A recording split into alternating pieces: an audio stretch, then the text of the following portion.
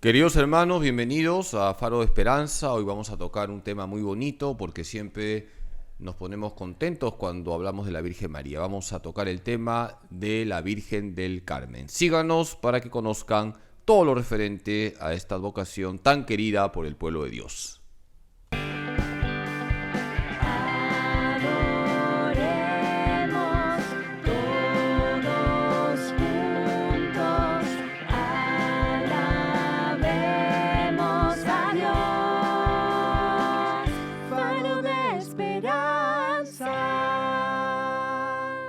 Queridos hermanos, hoy vamos a hablar de la Virgen del Carmen. Siempre es bueno recordar, remarcar que hay una sola Virgen María y la Virgen del Carmen es una advocación, también una aparición que ha marcado la piedad popular en la Iglesia. El mes de julio es el mes de la Virgen del Carmen. Es importante comenzar a explicar lo que significa el escapulario de la Virgen del Carmen y para eso hay dos momentos importantes que debemos saber. El 16 de julio de 1251 la Virgen se apareció al superior de los carmelitas, a Simón Stock, y le entregó el escapulario en un momento difícil para la orden de los carmelitas y la Virgen, al entregarle el escapulario a San Simón Stock, le prometió que quien muriera con el escapulario, como verdadero devoto de ella, no iba a ir al infierno. Es la primera promesa que trae el escapulario de la Virgen del Carmen. Y más adelante, se calcula, años 1331, 1332, la Virgen se aparece al Papa Juan XXII y hace una segunda promesa. La Virgen dice que quien muera con el escapulario y tenga que ir al purgatorio, ella irá al purgatorio a sacar a su devoto el sábado siguiente al día de su muerte. Por lo tanto, tenemos dos promesas cuando hablamos del escapulario de la Virgen del Carmen. Una promesa que nos habla de no ir al infierno y una segunda promesa que nos habla de que la Virgen nos sacará pronto del purgatorio. Padre, es bastante interesante las promesas que usted nos recuerda, ¿no? De la Virgen del Carmen. Y yo estaba un poco recordando ahora en el mes de julio, ¿no? La cantidad de gente que tiene esta piedad a la Virgen del Carmen. El que menos porta pues su escapulario, ¿no? Sobre todo por estas promesas y esta filiación que tiene con la comunidad carmelita. Pero yo quería un poco, ya que empezamos tocando el tema del escapulario, Padre, el escapulario tengo entendido que es un sacramental, entonces me gustaría que podamos entender bien qué es un sacramental, porque pues a veces portar una medalla, portar un dije, algo, nos invita a una reflexión, o sea, tiene un sentido real y no pues uno que es portar un amuleto, no, nada de eso. Entonces hay que identificar bien y diferenciar bien lo que es un sacramental de lo que es portar cualquier otro tipo de cosas un poco banales, ¿no? Lo primero que deberíamos remarcar es que hay una diferencia entre los sacramentos y los sacramentales. Esto es bueno conocerlo. Los sacramentos son signos sensibles instituidos por Cristo, confiados a la Iglesia, por donde viene la gracia. Por lo tanto, los sacramentos vienen de Cristo. Cristo es el autor de los sacramentos, de los 7 sacramentos. Los sacramentales son signos sensibles instituidos por la Iglesia. Ahí tenemos una gran diferencia. Son signos sensibles instituidos por la Iglesia que nos preparan para recibir la gracia. No dan la gracia directamente, nos preparan para recibir la gracia. Lo que sí es verdad es que los sacramentales traen bendiciones, nos conectan con la oración de la Iglesia y tienen su valor. Pero primero son los sacramentos. Un sacramental muy querido por el pueblo de Dios es el agua bendita. La gente quiere siempre recibir mucha agua bendita. Padrecito, báñeme con agua bendita. Pero si una persona está en pecado mortal, por más que le eche 50 litros de agua bendita, seguirá estando en pecado mortal. Entonces, los sacramentales no dan la gracia. ¿Qué tiene que hacer esa persona? Tiene que confesarse. Tiene que acercarse al sacramento de la confesión. Padre, pero es cierto que los sacramentales, espiritualmente hablando, ¿no? Son un aporte, una ayuda en la lucha, digamos, cotidiana entre el bien y el mal, o sea, la forma en que podemos ser atacados. De alguna forma, los sacramentales nos ayudan en nuestro día a día o en nuestras situaciones, ¿no? Las situaciones que tenemos que enfrentar para salir, bueno, ir un poco dentro de la voluntad de Dios y actuar correctamente. O sea, pienso, no, como decía Mari, ¿no? O sea, no es una pata de conejo que te libera de la mala suerte, por decirte. Pero en la lucha espiritual, el sacramental, ¿hasta dónde es ese poder, esa fuerza, ese apoyo espiritual que podemos tener? Buena pregunta, Adrián. Mira, los sacramentales tienen su valor. No estoy menospreciando los sacramentales, estoy dando un orden. Primero son los sacramentos, luego los sacramentales. Los sacramentales nos ayudan a tener presencia de Dios, nos ayudan a tomar conciencia que Dios nos protege. Por ejemplo, la medalla de San Benito, el agua bendita, el escapulario de la Virgen del Carmen es un recuerdo de la presencia de la Virgen María en nuestra vida. Es un signo que nos está diciendo María nos cuida. Entonces tienen su valor los sacramentales.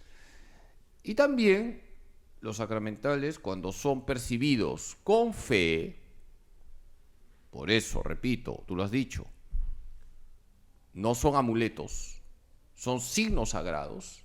Entonces nos exigen también a vivir con Cristo, con la Virgen María. Los sacramentales ciertamente son recuerdos de la presencia de Dios, pero al mismo tiempo exigencias. Si yo tengo el escapulario en mi pecho, yo tengo una exigencia de vivir como un verdadero devoto de la Virgen María. Podría decirse que, perdón, Sí.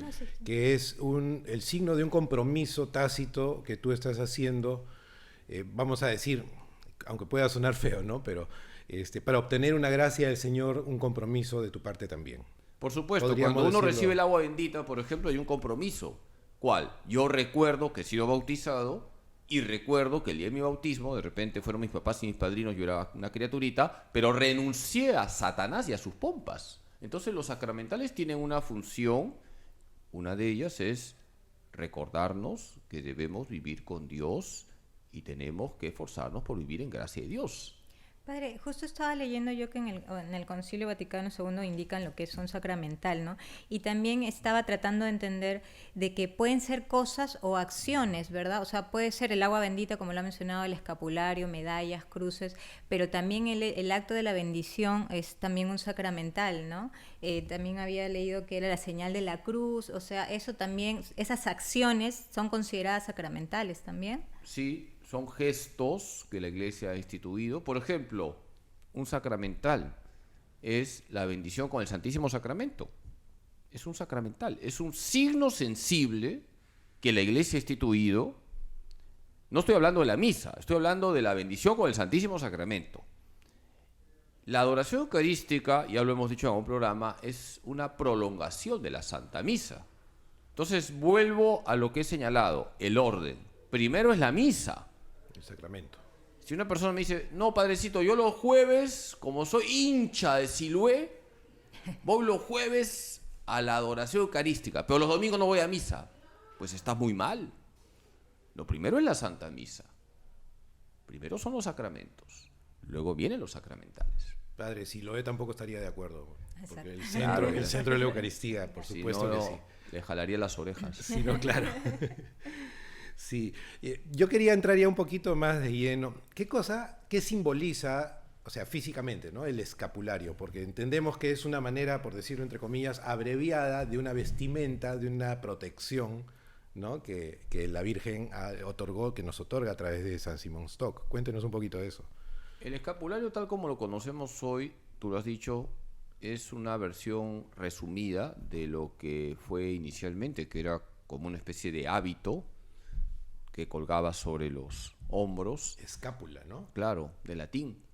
Y comenzó a ser difundido por una orden que ha hecho mucho bien a la Iglesia, la orden de los carmelitas. Era una forma también de beber de la espiritualidad de los carmelitas. Eso conecta también con lo que se llaman las terceras órdenes, que eran laicos que vivían la espiritualidad de una orden religiosa. Entonces sería interesante conocer un poquito la historia de la orden de los carmelitas.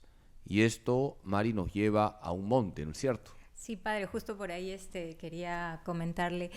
Relaciono mucho al profeta Elías, que era quien acudía al Monte Carmelo a hacer ciertos actos de penitencia, de piedad, de oración para dirigirse a Dios, ¿no? Entonces, en la Biblia, en el Antiguo Testamento, ya empiezan a citar el Monte Carmelo como este lugar sagrado, ¿no?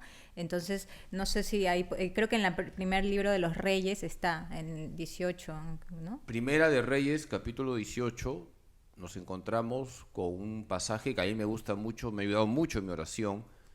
Tenemos al profeta Elías, que está en el Monte Carmelo, y tenemos a 450 falsos profetas de un dios falso, Baal. Y hay una pugna, Elías está solo contra los 450 falsos profetas de un dios falso, Baal. Y en esa pugna gana el profeta Elías, porque es el profeta del Dios vivo y verdadero. Y al final, quienes ven cómo Elías le gana a los falsos profetas, terminan haciendo una confesión de fe. El Señor es nuestro Dios, el Señor es nuestro Dios. Es decir, el Monte Carmelo va a constituir en el Antiguo Testamento un signo de la fe verdadera, la fe monoteísta. Pero además también Elías en el Monte Carmelo va a tener una visión, va a percibir cómo del mar sube una nubecilla pequeñita del tamaño de la palma de una mano, y esa nube va subiendo y va creciendo, va creciendo, va creciendo, y luego viene una lluvia copiosa. Hay que decir que Israel la estaba pasando mal porque estaba sufriendo una gran sequía. La Iglesia ha usado este pasaje de la nubecita pequeñita que va subiendo y luego todo se llena de nubes y cae la lluvia como una imagen de la Virgen María. Ella es pequeñita, sencilla, humilde, pero de ella viene aquel que va a traer el agua viva, el Espíritu Santo. Cristo es quien va a empapar la tierra con el agua viva, el Espíritu Santo. Y padre, entonces a raíz de eso es que muchas personas empiezan a seguir esta devoción de Elías o este encuentro en el Monte Carmelo, porque según lo que se redacta es que muchos ermitaños se ponen a vivir ahí, y a raíz de esta piedad o esta devoción empiezan a crecer, y ya por los años 1200 más o menos es donde se les exige que se pongan una regla de vida para que sean recién considerados la comunidad que ahora conocemos como los carmelitas, ¿no? Efectivamente, en el Monte Carmelo surge la orden de los carmelitas, ya estamos en la época cristiana, tienen como modelo a Elías, el gran defensor del monoteísmo, pero tienen un carisma muy importante, que también debería ser nuestro carisma: imitar el amor de Jesús a su Madre Santísima. Podemos decir que ese es el carisma de los carmelitas. Ahora, ¿qué pasó? Pasó que cuando surge el Islam llega a Palestina, los carmelitas van a tener que salir de Palestina perseguidos, llegan a Europa, la están pasando mal, y es ahí donde San Simón Stock, que es el superior de la orden de los carmelitas, acude a la Virgen. Y en ese contexto, cuando San Simón Stock acude a la Virgen María, qué importante es acudir a nuestra Madre, ella es consoladora de los afligidos, es cuando la Virgen le entrega el escapulario y le hace esa promesa, primera promesa que ya hemos dicho. Sí, padre, justo eso, yo quería coger ese detalle, ¿no?, que usted menciona. Durante cientos de años, si no me equivoco, fue que los musulmanes toman toda esa zona y ellos, digamos, todos los eremitas que vivían ahí se van a Europa. Y no es sino hasta en 1200 aproximadamente que regresan. O sea, todo ese tiempo es como que hubo este ataque y ellos tuvieron que salir, fueron echados de un monte santo, ¿no?, donde Elías pues había tenido esta experiencia y que se convierte también en parte de la regla de los carmelitas. Yo quería mencionar algo que me parece sumamente interesante, ¿no? Por ejemplo, digamos, con la devoción de Fátima y, por ejemplo, la Virgen del Pilar, en este caso estamos hablando de algo bastante sui generis, ¿sí o no? Hay una diferencia. Porque, por ejemplo, en el caso de la Virgen del Carmen, cuando ella se manifiesta a San Simón Stock, hay una diferencia con la manifestación de la Virgen de Fátima a los pastorcitos, ¿no? La Virgen del Pilar, bueno, también... Pero es una de las devociones más antiguas, es una de las devociones que tiene mucho más fuerza. Y también he leído que en cierta forma la Virgen, lo han dicho ya anteriormente, es un faro también, un faro de esperanza para... sé que es para los navegantes, para los marineros, ¿no? Es la patrona, ¿no? Se ha constituido como patrona de los navegantes, patrona de los marineros, de los conductores, para librarlos de los peligros que había en el mar, y es conocida como Stella Maris, la estrella del mar. Cuéntenos un poquito de eso, porque es una... Lo vamos a hacer en la segunda parte, vamos a hacer el corte y continuamos para responderle a Andrea. Alabemos a Dios, faro de esperanza. Queridos hermanos, estamos hablando de la Virgen del Carmen, hemos hablado del escapulario, que es un signo, un regalo de la Virgen, que nos recuerda el amor de María, la protección de María y también una exigencia. La exigencia de ser verdaderos devotos de la Virgen María, es decir, la exigencia de vivir en gracia de Dios. Retomando la pregunta de Adrián, efectivamente, la Virgen del Carmen es la patrona de los marineros.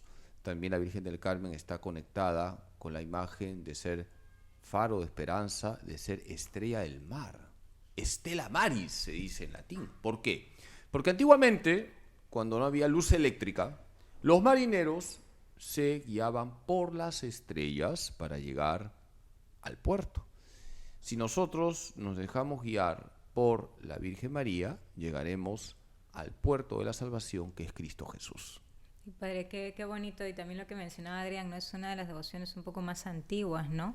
Yo quería preguntarle un detalle, padre. En el caso de la aparición que tiene la Virgen del Carmen a San Simeón Stock, ella le entrega un escapulario. Entonces, a mí me parecía un poco curioso y hasta lo diferenciaba con otras apariciones, pero por eso quería consultarle. ¿Ha existido o se conoce de alguna otra aparición donde la Virgen haya entregado, porque generalmente ella pide algo, una referencia dada de la medalla milagrosa, por ejemplo, como estábamos conversando, pero en este caso ella le hace entrega de un escapulario a San Simeón Stock? Entonces, ¿hay alguna referencia de alguna otra aparición donde se dé eso? Interesante tu pregunta. Me viene a la memoria un santo que fue muy importante porque defendió la perpetua virginidad de la Virgen María, San Ildefonso de Toledo, arzobispo de Toledo. Él defendió esta verdad de fe y la Virgen, en señal de gratitud, se le aparece y le entregó una casulla. Por eso, si ustedes se fijan en las estampas donde está San Ildefonso de Toledo, quien vivió en el siglo VII, la Virgen aparece entregándole una casulla. También me viene a la memoria la aparición de la Virgen María a Santo Domingo de Guzmán. Adrián mencionaba el tema de que San Simón Stock formaba parte de una orden, una congregación, pues la Virgen se ha aparecido también a santos que han originado órdenes religiosas dentro de la iglesia. La Virgen se le aparece a Santo Domingo de Guzmán, ahí le habla del Santo Rosario. No se olviden que Santo Domingo de Guzmán es el gran apóstol del Santo Rosario. Tú has mencionado, Mari, la aparición de la Virgen María a Santa Catalina Labouré. Ahí nos encontramos con la medalla milagrosa. Entonces podríamos hacer paralelos. Ahora, lo importante es que la Virgen María es nuestra madre y que debemos ser auténticos devotos de la Virgen María. Y yo creo que podríamos añadir que está constantemente preocupada en otorgarnos, facilitarnos todos los medios para, a través de los sacramentales en este caso, incrementar nuestro amor a Jesús, a su Hijo, que es lo único que ella pide. Mucha gente malentiende las devociones, ¿no?, de esa forma, y las pone muchas veces por encima de la propia Eucaristía, por encima de la propia devoción a Cristo, ¿no?, presente en el Santísimo Sacramento. Lo que tú has señalado da pie para recordar cómo tiene que ser la verdadera devoción a la Virgen. Yo diría que la verdadera devoción a la Virgen implica 3 verbos. 1, conocer a María. 2, acudir a María. 3, imitar a María. Conocer, acudir e imitar. 1, conocer a María. Qué importante es, lo hemos dicho muchas veces en estos programas, conocer la doctrina de la iglesia. Hay que conocer quién es la Virgen María, conocer los dogmas, fundamentar todo desde la escritura. Es lo primero, la doctrina es la base, pero no es lo único. Pasamos al segundo verbo, acudir a María. Yo les pediría encarecidamente, recen el rosario todos los días. Hay que rezar el Santo Rosario, arma poderosa.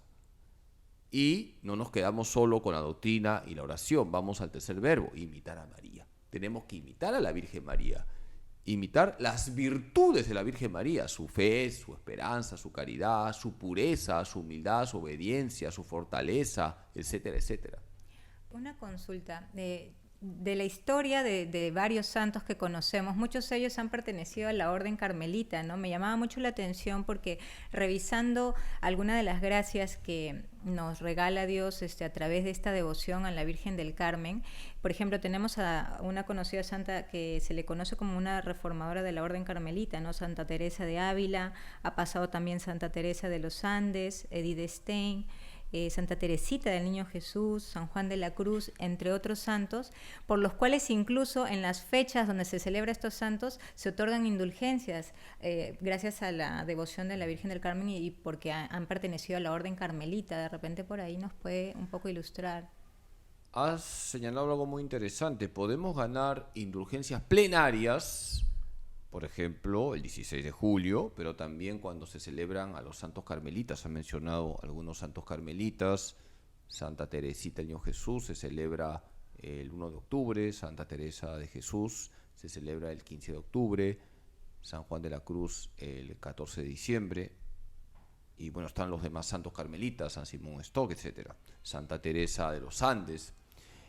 Ese día podemos ganar indulgencias plenarias. Padrecito, ¿cómo hago para ganar una indulgencia plenaria? Primero, tener el escapulario. ¿Quién puede imponer el escapulario? Un sacerdote. Es el sacerdote quien impone el escapulario, se impone una sola vez en la vida. Si tu escapulario ya está viejito, no lo botes a la basura. Se debe enterrar el escapulario, es algo sagrado. También se quema, las cenizas se echan a una maceta. No se bota a la basura. Ahora, uno tiene el escapulario y ese día uno tiene que acercarse a la comunión en gracia de Dios. Por eso es importante la confesión. Uno puede confesarse 8 días antes del 16 de julio, por ejemplo. Hay que comulgar en gracia. Luego hay que rezar por el Papa, por su salud e intenciones. Y uno tiene que hacer un acto de rechazo a todo tipo de pecado. Para ganar la indulgencia plenaria no basta con tener escapulario, haberse confesado, haber comulgado y haber rezado por el Papa. ¿Cómo está el corazón? ¿Por qué? Porque el escapulario no es un amuleto. El escapulario es un sacramental y un sacramental nos exige a vivir con Cristo. Claro, nos exige un compromiso, ¿no? Es como un contrato de amor con el Señor y con la Virgen María en este caso, que nos exige un compromiso. Es decir, a mí me recuerda constantemente, si tengo el escapulario puesto, no solamente que el Señor me protege, la Virgen María está siempre espiritualmente acompañándome, inspirándome, pero especialmente porque yo me he comprometido con el Señor a un cambio de vida, ¿no? Entonces eso es importante. Yo quería hacer una preguntita. En un momento escuché que solamente un sacerdote carmelita te puede imponer el escapulario, ¿no? Lo escuché hace algún tiempo atrás. Sé que no es el caso, ¿no? Pero no sé si usted por ese lado nos puede también explicar, o sea, la potestad del sacerdote. Inicialmente era así, pero la Iglesia, que es madre, ha abierto el abanico y hoy en día cualquier sacerdote puede imponer el escapulario a la Virgen del Carmen. ¿Y es un rito especial, un rito en particular? El puede ser de la bendice manera... el escapulario y luego hace una pequeña oración. Recibe por este santo escapulario tu consagración a la Santísima Virgen María, Reina del Carmelo. Hay fórmulas más largas, a veces uno no la tiene ahí, entonces basta esa oración u otra oración parecida. Y bueno, remarco algo, si uno ya tiene el escapulario, ya no es necesario que vuelva a recibirlo. Si se ha deteriorado, simplemente uno compra otro escapulario, pide a un sacerdote que lo bendiga y uno mismo se lo impone. Y si tú estás, o sea, el sacerdote te puede imponer el escapulario, pero no sabe si tú estás en conocimiento de tu compromiso o las exigencias que demanda tenerlo. O sea, un sacerdote puede venir simplemente y colocártelo, es así, y ya estás consagrado a la Virgen María, o estas exigencias Deberíamos tener una breve catequesis, Exacto. explicarlo, por lo general en las homilías de las misas en honor a la Virgen del Carmen se explica, porque hay mucha ignorancia también al respecto. Una persona pues puede lamentablemente pensar que es algo mágico, ya tengo el escapulario, no me va a pasar nada, ¿no? No es así. El escapulario, repito, es un signo que nos recuerda la protección de la Virgen María, pero también una exigencia para nuestra vida cristiana. Padre, como usted dice, es bueno recalcar eso, ¿no? De que basta que el sacerdote te lo imponga una sola vez, ¿no? Porque a veces vemos que las comunidades parroquiales, cuando es el Día de la Virgen del Carmen y por ahí el párroco tiene la iniciativa de imponer escapularios, muchas veces uno dobletea o tripletea de años y años y años, y pues es bueno también catequizar a las personas y decirles que no es necesario, que simplemente basta con habérselo puesto una vez, y también lo que implica, ¿no? Como lo hemos estado remarcando durante el programa, implica un sacramental, un compromiso con esa devoción, sobre todo porque el hecho de tener el escapulario carmelita nos identifica mucho con la comunidad carmelita en el tema de sus devociones, de sus prácticas, de su amor, de su espiritualidad, ¿no?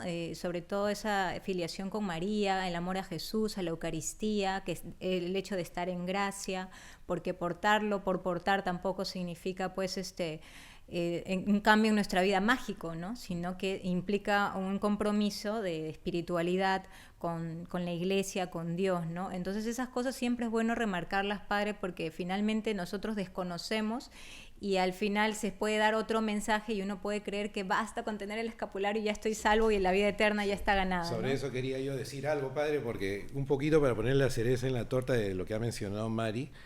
En realidad, o sea, Dios nos concede constantemente regalos a través de su Madre, la Virgen María. Y es una bendición que en las advocaciones de la Virgen tengamos tanta gracia, tanta bendición. Pero fíjese usted, ahí viene el punto. La respuesta que nosotros podemos dar de nuestra fe ante el mundo, por ejemplo, el mundo evangélico, ¿no? Los hermanos protestantes que nos achacan que adoramos a la Virgen y que adoramos imágenes. Y, por ejemplo, para ellos los sacramentales, pues es un absurdo, ¿no? Ellos no pueden entender espiritualmente de qué se trata esto. Entonces, ¿cómo podemos dar en ese justo balance dar fe, ¿no? Y dar testimonio de una realidad, de la realidad cristiana, que es creer en la Virgen María, que es la Madre de Dios, ¿no? Que toda la gracia la recibimos de Dios por intermedio de ella, ¿no? Y creo que este es un punto importante para que usted pueda explayarlo. Sí, aquí hay varias cosas. En primer lugar, los domingos nosotros decimos creo en la iglesia. Está en el credo. Y por eso, porque creo en la iglesia, creo que todo lo que la iglesia me brinda es para mi bien. Y creo que todo lo que la iglesia hace es para que yo viva con Jesús.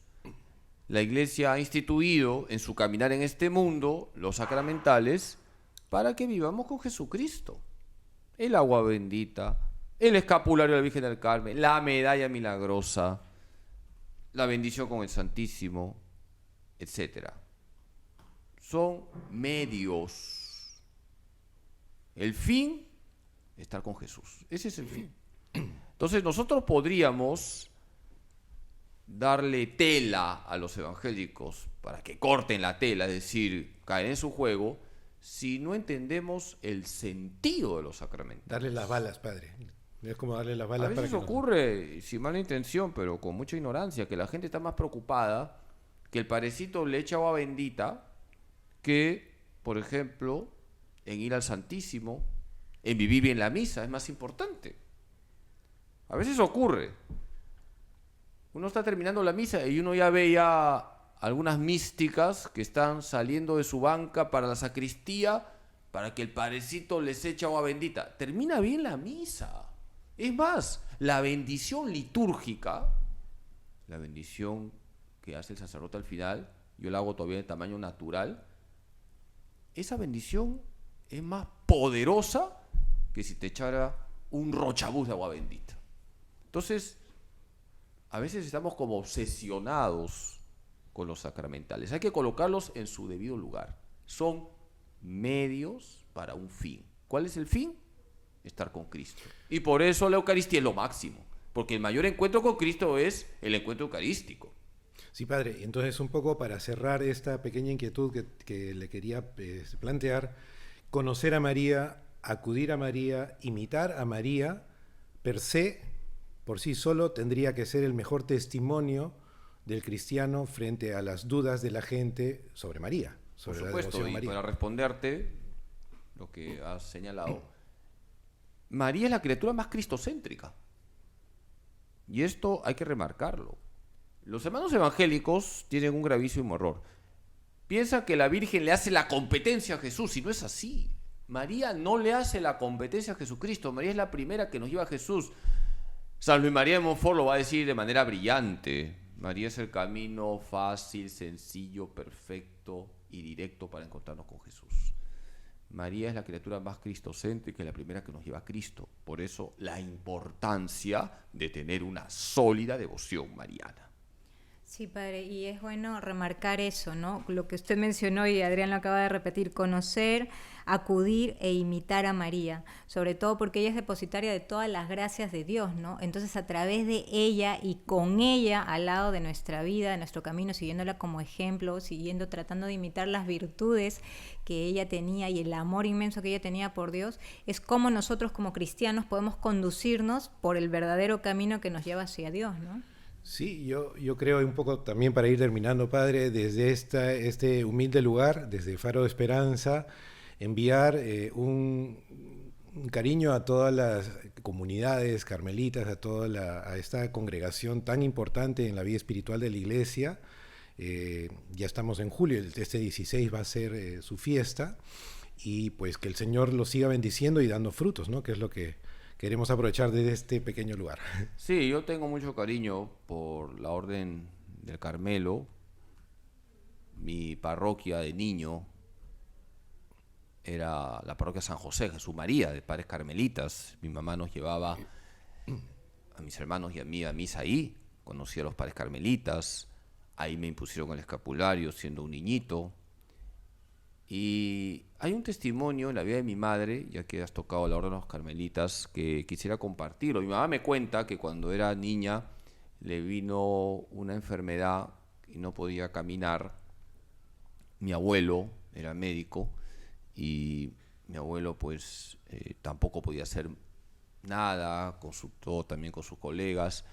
Y mi mamá me relata que ella se acuerda que mi abuelito la llevó a Barrios Altos, la llevó al templo de la Virgen del Carmen, y que mi abuelo pues le rezó a la imagen y mi mamá salió de ahí caminando, ¿no? Eso me lo relata mi mamá. Esto no es cuento chino, ¿eh? Es un testimonio, ¿no?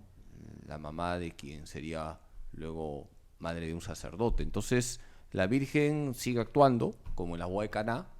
Por eso, como me gusta decirle a mis feligreses, tienen que ser recontra marianos. Porque si somos recontra marianos, vamos a tener vida cristocéntrica. Así es, padre. Entonces, ya para ir cerrando un poco esta idea, ¿no? Compartir sobre la Virgen del Carmen, sobre todo lo que implica la devoción a la Virgen del Carmen, llevar el escapulario, esa filiación que tenemos con los carmelitas, pues podemos dirigir unas pequeñas palabras ya para poder llevar a las personas que nos ven hacia el encuentro con María, Animarlos que nos lleve a a Jesús también. y a consagrarnos también con el escapulario, que es una devoción bastante conocida también. Necesitamos todos los sacramentales Todos. posibles, todas las ayudas del cielo. Sí, necesitamos todos sacramentales, bendito sea Dios, son signos sensibles instituidos por la Iglesia que nos llevan a los sacramentos. Entonces, unas palabras finales: tenemos que ser verdaderos devotos de la Virgen María. Muchos santos han dicho, el Hijo de María nunca se pierde, y es verdad. Si somos verdaderos devotos de la Virgen María, estamos en el camino de la salvación, porque la Virgen nos mete en ese camino tiene un nombre, se llama Jesucristo. Usemos el escapulario, tengamos el escapulario, besemos todos los días el escapulario y tomemos conciencia que la Virgen camina con nosotros, es nuestra madre y es la primera en llevarnos a Jesús. Muchas gracias por su atención y que Dios Todopoderoso les bendiga en nombre del Padre, del Hijo y del Espíritu Santo.